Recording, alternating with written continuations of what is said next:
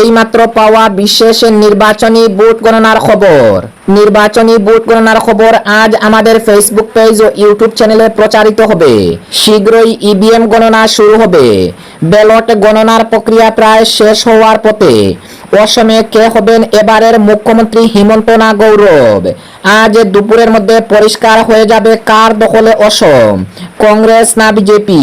এদিকে বরাক উপত্যকার 3 জেলায় শীর্ষ প্রার্থী তালিকায় রয়েছেন শিলচরের ডক্টর রাজদীপ রায়, সুনাইয়ের আমিনুল হক লস্কর, শিলচরে দলাইয়ের অমিয়কান্তি দাস, শিলচরে লক্ষ্মীপুরের কৌশিক রায়, উদারবন্দের রাজদীপ গোয়ালা, বড়খলার ডক্টর অমিত কালওয়ার, শিলচর কাটিগড়ার কমলাক্ষ দে পুরকায়স্ত, হাইলাকান্দি জেলার মিলন দাস, আলগাপুর কাটলিছড়ার জুবের নাম মজুমদার, উত্তর করিমগঞ্জের জাকারিয়া আহমেদ, দক্ষিণ করিমগঞ্জের আমিনুর রশিদ চৌধুরী, পাতারকান্দির প্রাক্তন মন্ত্রী কৃষ্ণেন্দু পাল, রামকৃষ্ণনগরের বিজয় মালাকার।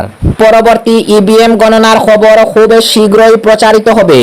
সঠিক নির্বাচনের ভোট গণনার খবরাখবরের জন্য ফেসবুক পেজটি ফলো করে এবং ইউটিউবে সাবস্ক্রাইব করে আমাদের সাথে থাকুন এবং সকলের কাছে সঠিক খবরটি পৌঁছানোর জন্য ভিডিওটি শেয়ার করুন।